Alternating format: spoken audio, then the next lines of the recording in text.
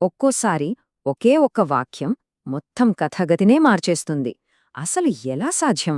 రండి, ఈరోజు మనం ఒక ప్రాచీన గ్రంథంలోని ఒకే ఒక్క శక్తివంతమైన శ్లోకాన్ని తీసుకుని అది ఒక వీరుడిలో ఎలాంటి అంతర్మథనాన్ని రేపిందో చూద్దాం. సరే, ముందుగా మనం ఈ శ్లోకాన్ని పూర్తిగా చూద్దాం. ఇది మన కళ్ల ముందు ఒక నాటకీయమైన సీన్ని క్రియేట్ చేస్తుంది. ఆ తర్వాత దాని ముక్కలు ముక్కలుగా చేసి ప్రతి పదం వెనక ఉన్న అసలు అర్థమేంతో లోతుగా తెలుసుకుందాం. సరే, అసలీ కథలో సెంటర్ పాయింట్ ఎవరు? వాళ్ల కళ్ల ముందు ఏం జరుగుతోంది చూద్దాం. ఇక్కడ చాలా ఆసక్తికరమైన విషయం ఏంటంటే, ఆ వీరుడిని పేరు పెట్టి పిలవట్లేదు. ఏమంటున్నారంటే సహ కౌంతేయః అని, అంటే ఆ కుంతీపుత్రుడు అని. ఇది జస్ట్ ఒక ఐడెంటిటీ కాదు, అతని వెనుకున్న బంధాలని, అతని వారసత్వాన్ని గుర్తుచేస్తోందన్నమాట. అవును, మనం మాట్లాడుతున్నది అర్జునుడి గురించే. సరే, ఆ కుంతీపుత్రుడు ఏం చూస్తున్నాడు? సమీక్ష సర్వాన్ బంధూన్, అంటే బంధువులందర్నీ చూశాక. ఎక్కడ చూస్తున్నాడు?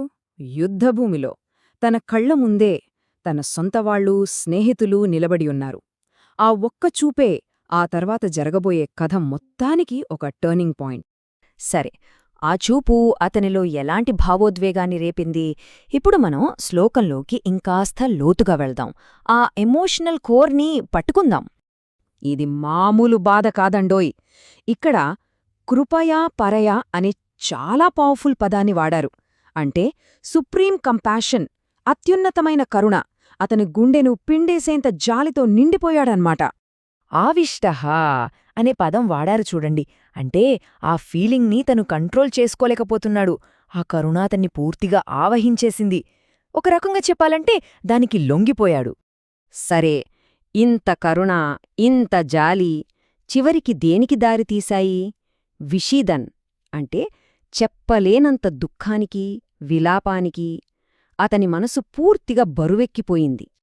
సరే, ఇప్పటిదాకా మనం పదాలని విడివిడిగా చూశాం కదా. ఇప్పుడు వాటన్నిటినీ ఒకచోట చేర్చి చూస్తే అసలు పిక్చరేంటో మనకర్థమవుతుంది. చూసారా, ఇప్పుడు మొత్తం క్లియర్గా ఉంది. ఆ బంధుమిత్రులందర్నీ చూడగాని కుంతీపుత్రుడైన అర్జునుడిలో అంతులేని కరుణ పుట్టింది. ఆ బాధతో, ఆ దుఃఖంతో అతను ఇలా మాట్లాడాడు. అయితే ఇది కేవలం ఒక ఎమోషనల్ మూమెంట్ మాత్రమే కాదు. ఇది ఒక యోధుడి ప్రయాణంలో వచ్చిన అతి పెద్ద మలుపు.